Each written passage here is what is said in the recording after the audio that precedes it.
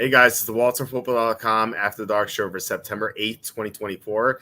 Going to be looking at the Week 1 NFL picks, just the final notes here on the video. I'm going to have final thoughts Sunday morning as usual and Sunday afternoon for the late games. But just going to do one quick deep dive on the Saturday notes that I posted. Didn't talk about some other stuff. If you guys have any questions, let me know. I'll answer them as well as I can.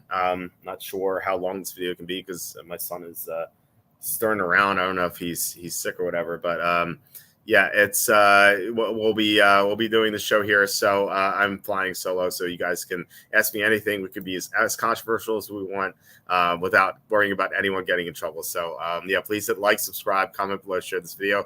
Visit the link in the description for the merch store. As you can see here, we have a ton of t-shirts. I am actually not wearing one of my shirts for once. I usually wear one of these shirts. It's like 90% of my wardrobe. I'm wearing a shirt that is not it. So we have Rogers Butker, make football great again. Biden pooped his pants. September is Lost Month. Remember, lost rights are human rights. So make sure you spread the word. Also, please consider super chats, super stickers. Those are real sources of revenue here on the stream. Our YouTube ads pay nothing. I say that all the time. So if you guys want to help keep supporting the show, that'd be a great way to do it. Slew, John Sanders, Kim Meek and Eagle recently have been, you guys have been so awesome. Also in the past, Germ, Degeneron, Kevin Kovac, you guys are all great. So thank you so much for contributing and keeping the show going. Also, you can go to Amazon to buy my books. The third book I've ever written is Jerks of the College Years. So just making fun of people I saw at Penn State. So if you're in the mood for a book where you get to read about people getting me fun of, this might be for you. My second book was How the 2020 MVP Was Stolen, which is an expose I wrote about how Brett Favre tried to sabotage Aaron Rodgers 4 years ago. So you guys might be interested in that. Getting these books would be a great way to support the show as well. Sanj says free the apron. Yeah, absolutely. I have to make that apron. I keep forgetting.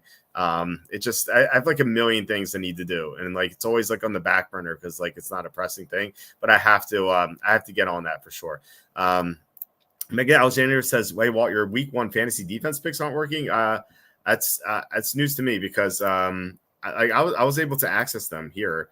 Just going to the fantasy page, going to defense, clicking defense. Yeah, it takes me here. So they work for me. I don't know what you're seeing. So if you could let me know, maybe try to fix it for everyone else.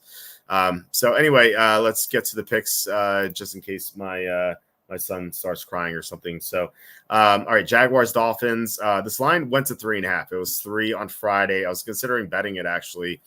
One thing I missed was that Jalen Phillips is going to be able to play. I thought that he was going to be on IR. I read that somewhere in the offseason. Guess I was wrong. So Miami's defense is not going to be as bad as I thought, but they still lost a lot of personnel this offseason. Bradley Chubb's still not playing. So I still think they're going to have a decline from last year. So, this is not a slam dunk pick for me just because Miami plays on Thursday night. They could be focused for that game. But as John Sanders always says, the stadium is the design. So the away team is in the sun. It's going to be 120 for the Jaguars in the heat, if not more. The only thing that could save them is some thunderstorms, which could happen in this game. So wouldn't surprise me if this game's delayed at all. But so just not betting this. However, I am betting Tua over 267.5 passing yards. I just feel like at home Tua has just been awesome, especially when it's really hot out and the other teams wear down and just can't play defense in the second half. So I like Tua to go over against this Jaguar teams that couldn't stop the pass last year. Next game is Steelers Falcons. This line moved to 3.5 just on the Russell Wilson news, which is kind of confusing to me because Justin Fields might play, and Fields I think is an upgrade over Wilson. I feel like many people would agree with that.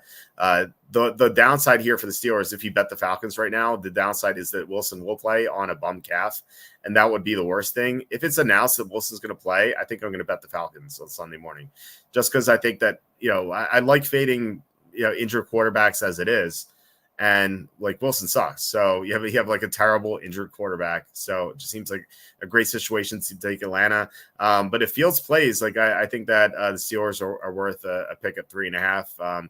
So right now I'm just staying away from this game for the most part.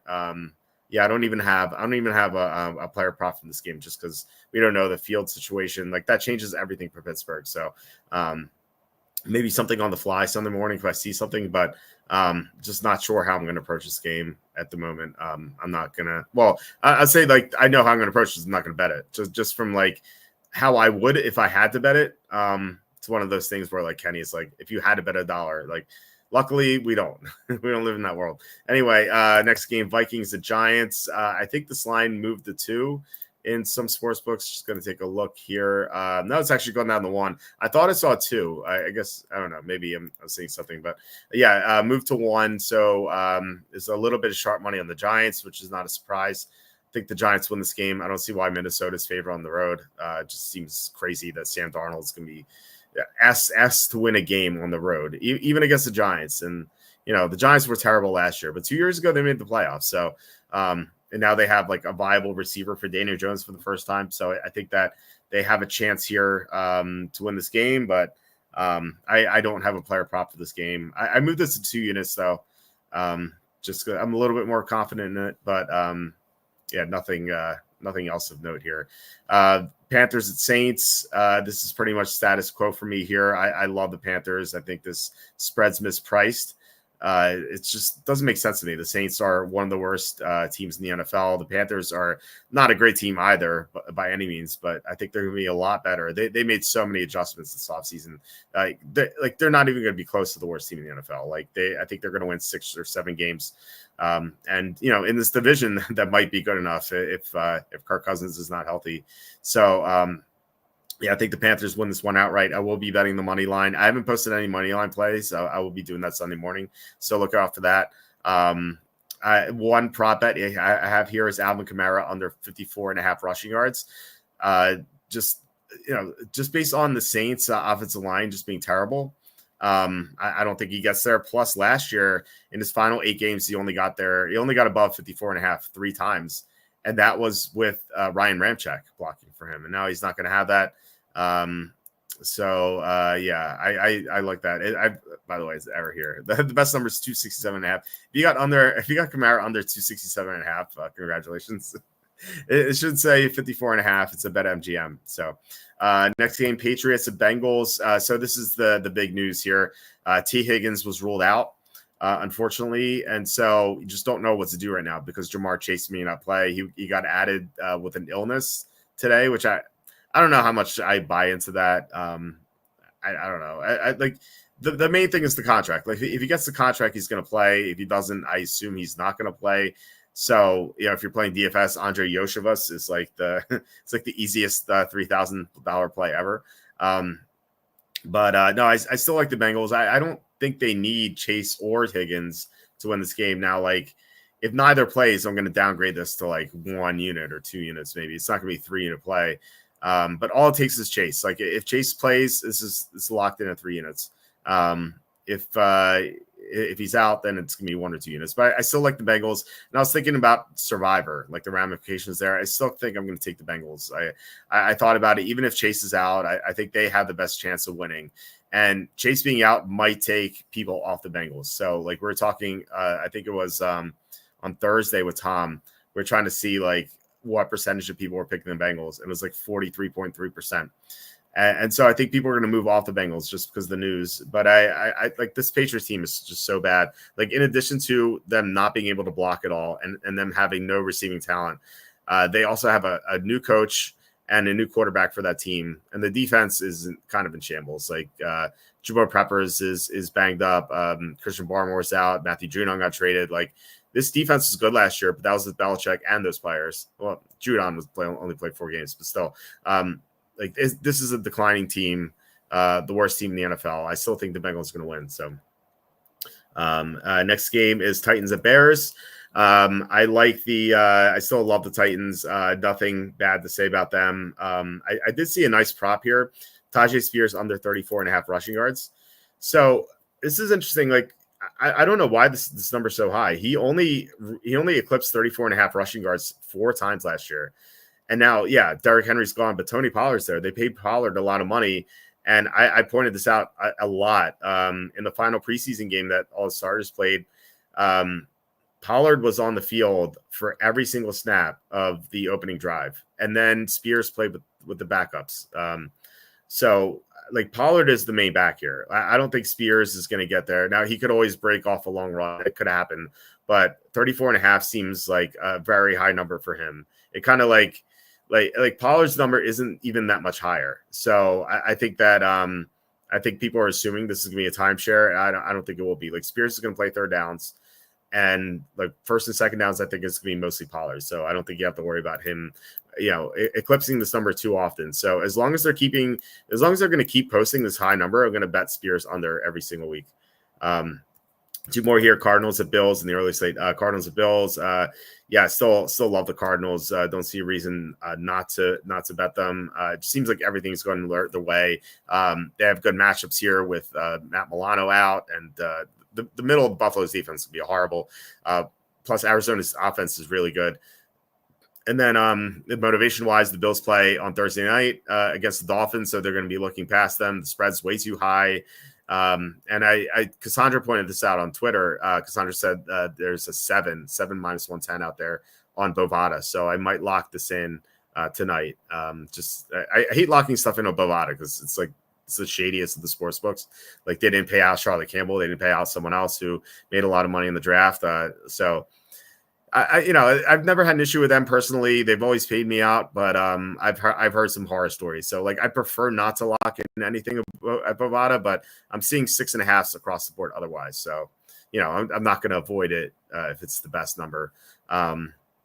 So I have a prop here: James Conner under 69.5 rushing and receiving yards. Over 69.5 rushing and receiving yards.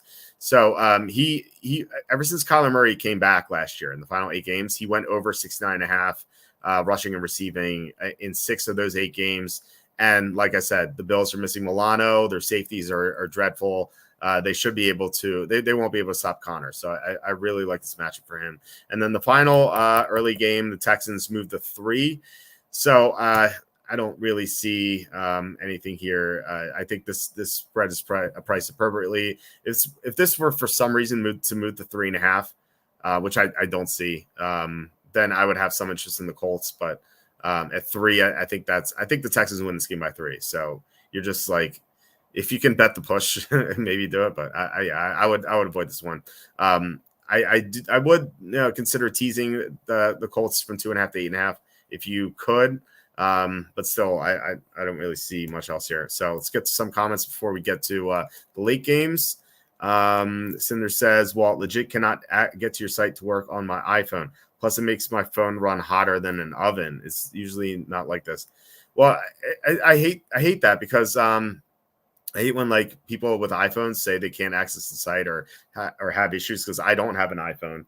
I can't test it. Like I can't like, hey, I'm going to look at my phone and look at the site of my iPhone and then try to make changes and see if it works with my iPhone. Like I don't have access to that. And like the site works fine on the Android. Like it works perfectly. So I don't like we've had issues on iPhone for years. And like it's usually the ads, and like the iPhone just can't read the ads, and like the iPhone is Apple just makes like crap technology anyway, so it just sucks that so many people use iPhones. But yeah, I like I said, I wish I could do something about it. I don't know what I could do. Bex says, are you using the browser because it usually runs better than clicking the links?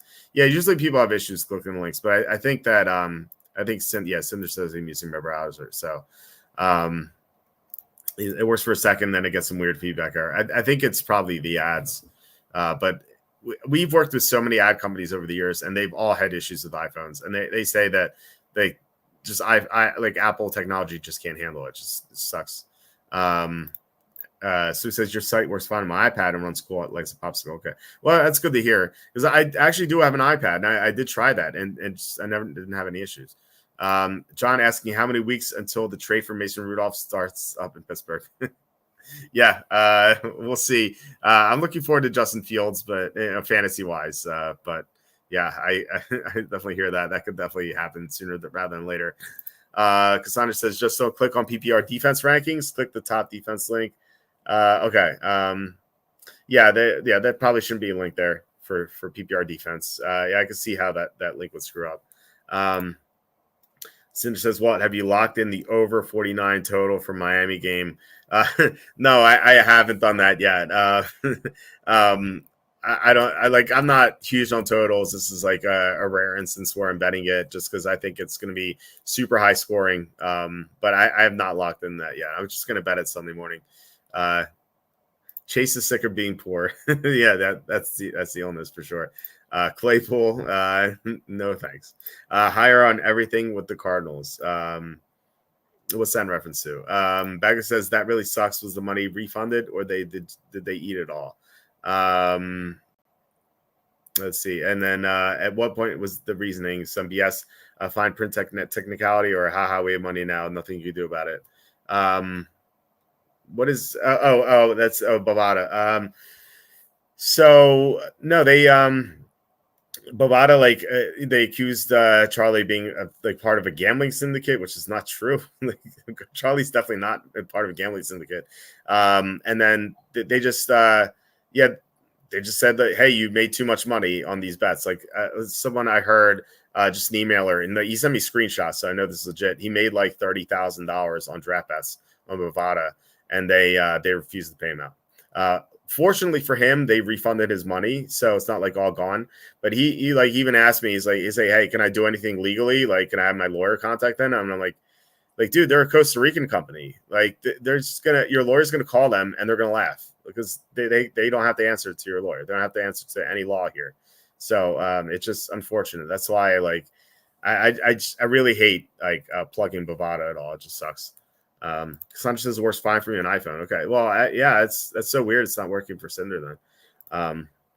Mike says the Jalen Ramsey contract is ridiculous. Yeah, that's super high. That's a lot more money than I thought it would be.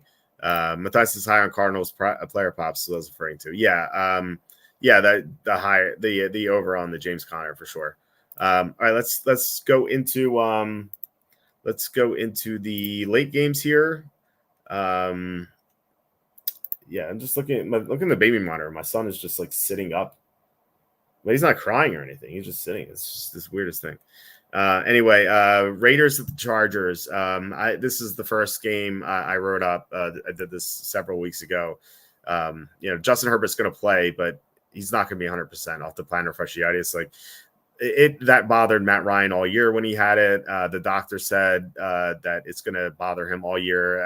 I can see that. Yeah, the one downside is that Malcolm Kuntz isn't going to play. He's a really good edge rusher, opposite of Max Crosby. But they still have Crosby. They still have Christian Wilkins. They're going to be able to get to Herbert and really bother him. So I still like the Raiders here. And it's going to be like all Raider fans in the stadium too, which is always nice. The Chargers have no home field advantage. So next game is Redskins Buccaneers. There's heavy rain in the forecast, which I would assume would help the running game. And if that's true, that would help the Redskins just because Jane Daniels is going to be able to run a lot on them. And I've seen a lot of hype for Rachaad White as a player for DFS, and I hate that. The Redskins had a bad run defense last year, but they signed Bobby Wagner. They signed Frankie Louvu. They have the two defensive tackles, Jonathan Allen, Deron Payne. Like they should be able to stop the run a lot better this year, especially with the upgraded linebacker play. So, I think Rachaad White's going to have issues running the ball.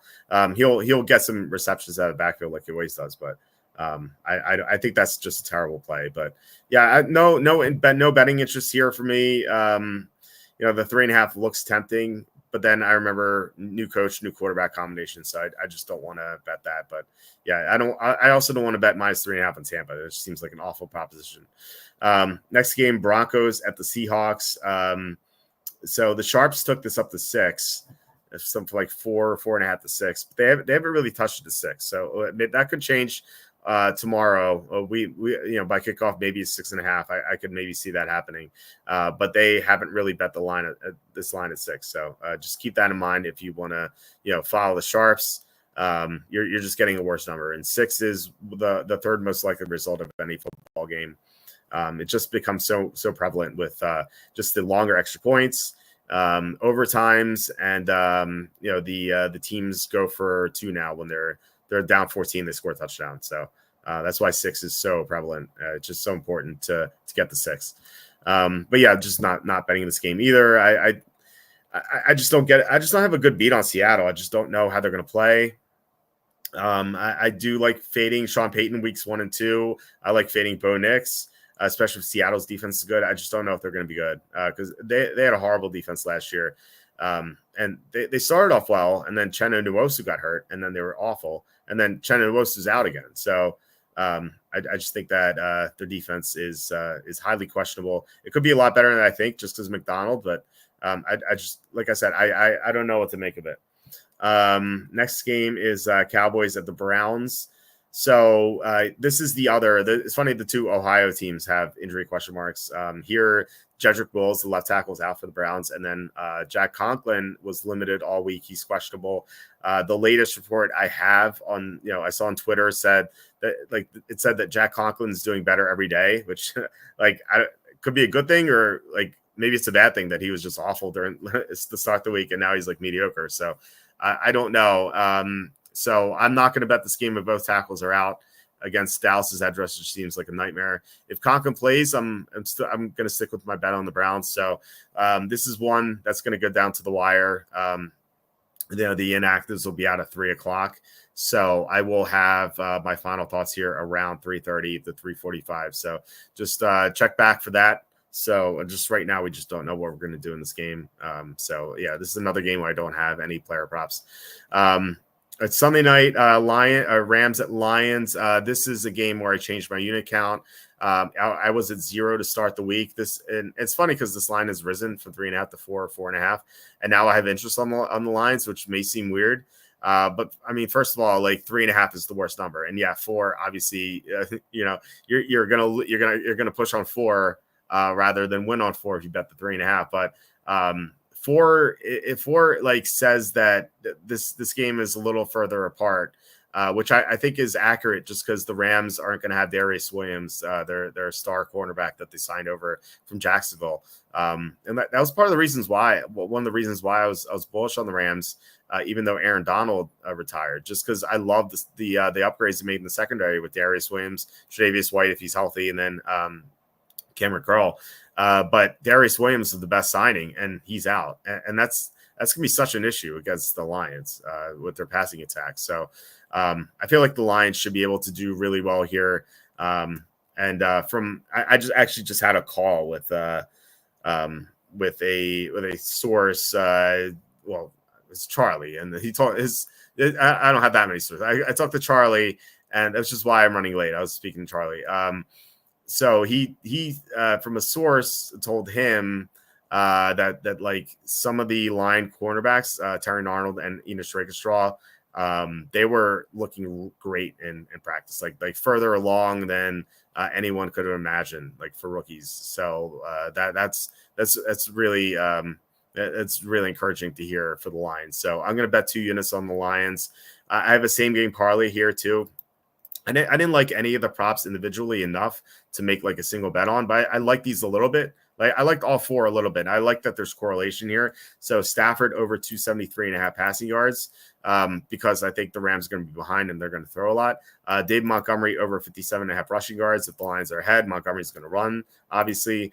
Puka Nacua over 73.5 receiving yards. That correlates to Stafford. And then Kyren Williams over 2.5 receptions.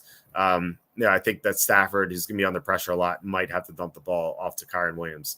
I know Williams only had 1 catch in this matchup last year, but I think that's going to change. So that's the same game parlay I have. And then the Monday night game, Lions about 4.5.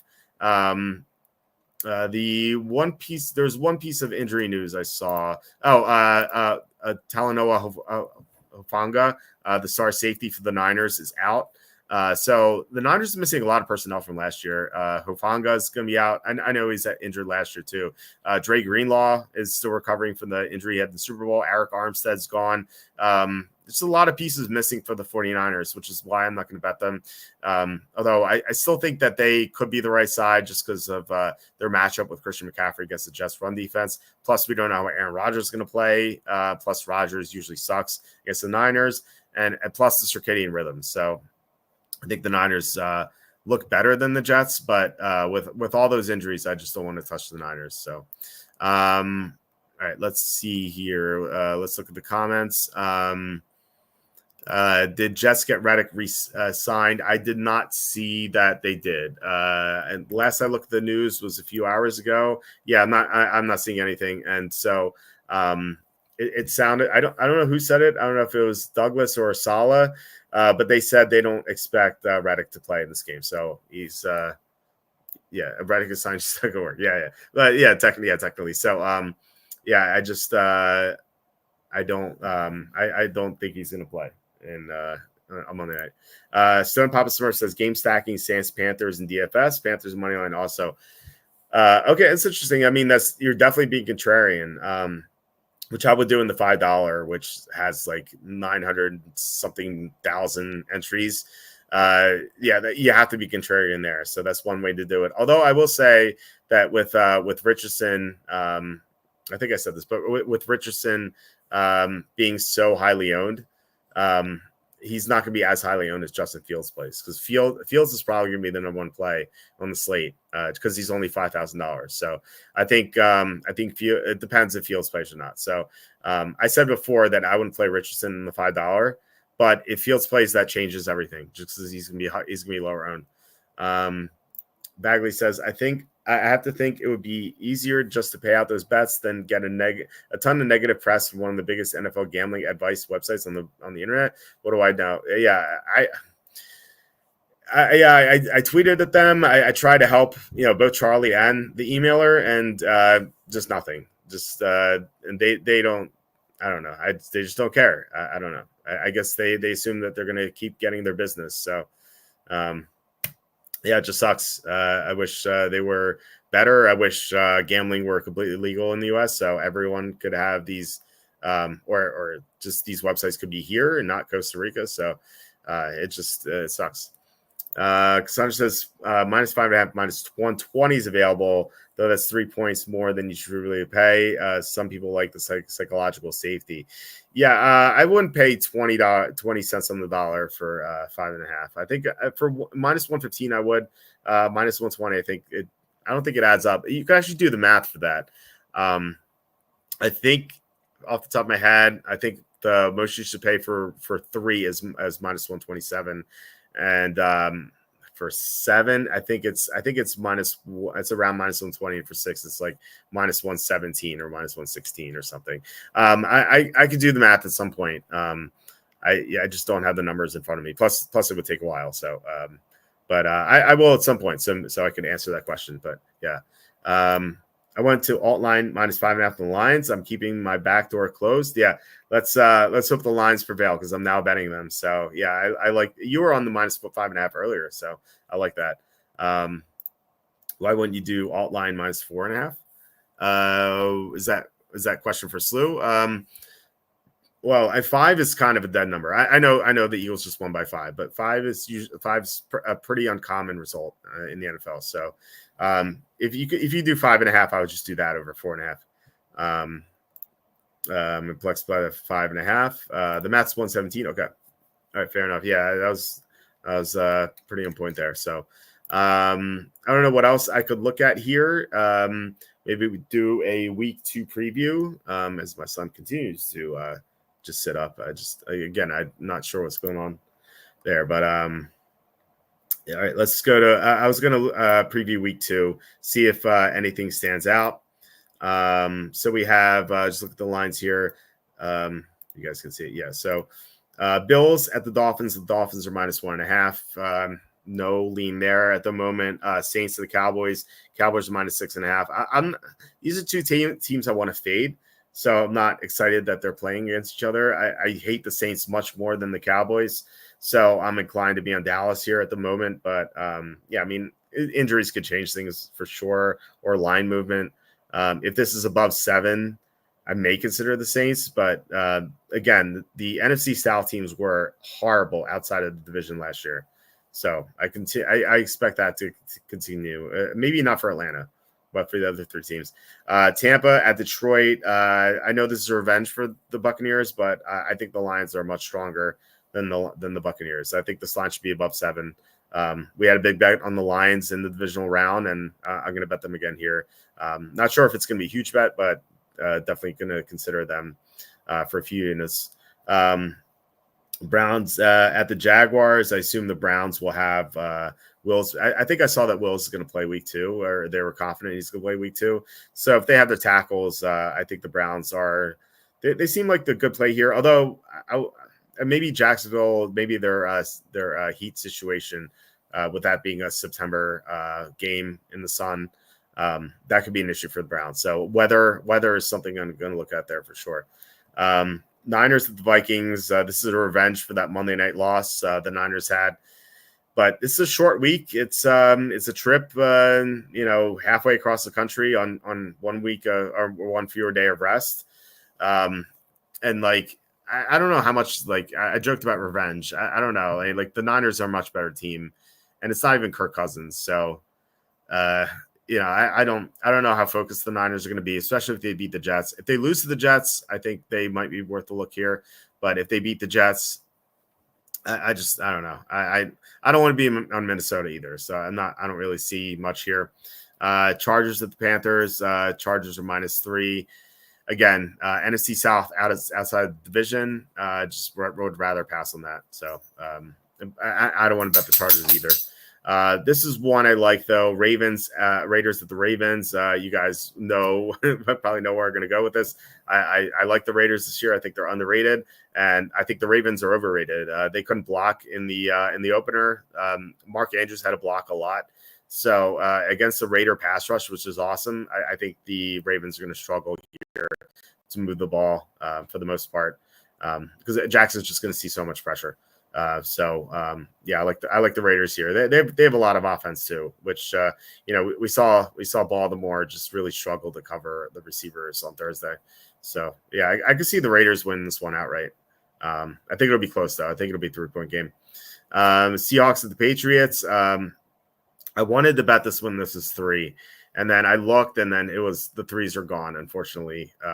But yeah, anytime you could bet against the Patriots at a low number, just do it. And if Seattle blows out Denver, which could happen, like this line's going to balloon.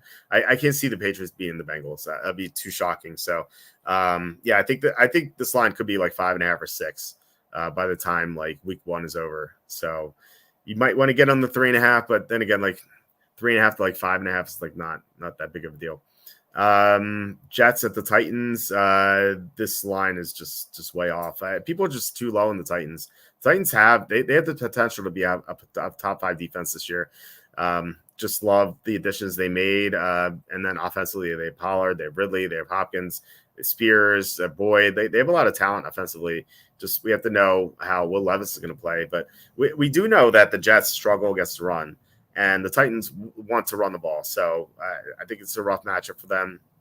Plus, the Jets are going to be, again, it's like the Niners, like 1 fewer day of rest, travel across the country. This is just a tough spot for them. So, yeah, I like the Titans here at first glance for sure. Let's see. Any thoughts on Njigba over receiving yards versus Denver? I think you could go there. I don't know what the number is. I'll look at it as soon as we're done here. But yeah, I think you can do that. All right. So Giants at the Redskins. I think I'm inclined to go Redskins here. I mean, they're finally going to have like experience, Dan Quinn and Jaden Daniels, and it feels like this number should be higher, right? Like, why are the Redskins only -1.5 against the Giants? Like, feels like they're better than the Giants. So I don't quite get it.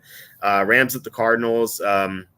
This is a match which Sean McVay has owned. He owns the Cardinals, and this is less than 2.5. I definitely have interest in the Rams at this price.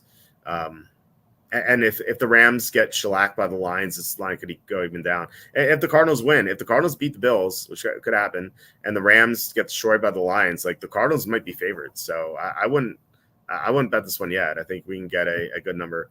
Bengals at the Chiefs. Chiefs are -3.5. Kind of curious to see what happens with the Bengals receivers. It's always nice to get more than +3 with Joe Burrow. I think I'm inclined to go with the Bengals at +3.5, but I kind of want to see what they look like against the Patriots, and I also want to see if the receiver is going to play. Steelers, the Broncos. We know Sean Payton's history, weeks 1 and 2. He's 3-17 against the spread in weeks 1 and 2 in the past 10 years, which is just awful. And last year he had 2 home games against the Raiders and Redskins. He lost them both. He's just awful to start the year. And the Steelers are a much better team than the Broncos. And you have Tomlin against a rookie quarterback, which seems like a good spot for the Steelers. So I like the Steelers as long as it's less than 3. 2.5 is less than 3 last time I checked. All right, Bears at Texans. Are we missing a game here? I'm not seeing a Sunday night game. I don't know why that is, but anyway. Oh, no, this is a Sunday game. So that's weird. They do the time below the game. That's weird. Anyway, Bears at Texans. Texans minus 3.5. I think that seems like a low number, doesn't it? I feel like the Texans are a lot better than the Bears. I like the Bears a little bit, but the Texans are maybe a top 5 team in the NFL.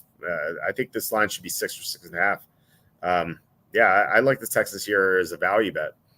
I hate betting 3.5s, but it seems like just numbers just way too low. And Falcons at the Eagles. The Eagles are making a trip home from Brazil. Not sure what that's going to be like. But like a few weeks ago, I think I would have been the Eagles for sure. But then Matthew Judon got traded to Atlanta, and then Atlanta also signed Justin Simmons. So I think I'm inclined to go with 4.5. Although Kirk Cousins has such a bad history against the Eagles, like that he just really sucks with pressure. Although Atlanta can perhaps protect pretty well. So yeah, I think I'm inclined to go plus 4.5. Just like the way Jalen Hurts looked in Brazil, I don't know. Maybe he was just in focus being in a different country, but he just he looked really bad. Just like decision making wise, and he might improve a lot. Like it was just one game. I don't want to judge him on one game, but if he doesn't get his act together, like the Eagles are not going to win the Super Bowl as I once suspected. All right, let's go to Jackson Smith and Jigba here. And just take a look at his receiving number. If it's like less than 40, I think you can be onto something here. That's 45.5. So what did he do last year? Let's look at his game log from last year. Which I'll pull up. Hold on, I might as well pull up on the main screen. Jackson Smith and Jigba's game log from last year, which is going to be better because he has experience now.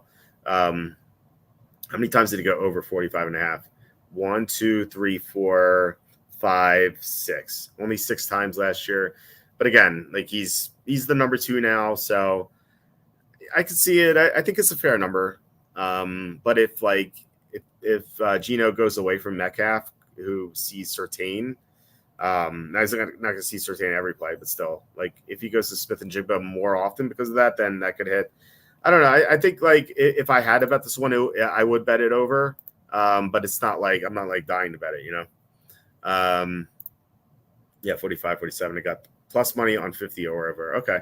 Well, yeah, if you got plus money, it's fine. Yeah, I wish you good luck with that bet. I think I would go over if I had to. It just I don't see like the value there. Let's see. Chris says, did you already discuss what a moron Goodell is? I'm sure Packer fans would love to have seen him fall into the hands of the Brazilian Red Command. Yeah, I talked, actually posted, I have a new section on the site called the NFL Stupid Meter, which I'll pull up here. Let's see. NFL Stupid Meter. So this is grading the dumb moves NFL teams make. I guess the commissioner too. So yeah, Packers Eagles team not moved from Brazil. So 9 out of 10. And I got a kick out of Goodell saying that he wants like to double the international games. I'm like, no, half it. Don't double it. Like that's so stupid. Like you're just screwing American fans over. It's like your core fans. You're just taking games away from them and having the stupid international games that players don't want. Like the fans don't want it, the players don't want it. Like it just to make a quick buck, and it's such a shame that the Goodell is really screwing fans over just to make $1. It just sucks. So yeah, you're gonna lose money in the long run doing this. So I don't think you realize that. I think Goodell's kind of an idiot, and like he just he's like a first order thinker. Like he's like, yeah, I'm gonna make money. He just doesn't think long term about it. So I count seven for what? Thoughts on Vikings Giants from DFS perspective? Is Darnold, Jefferson a popular stack?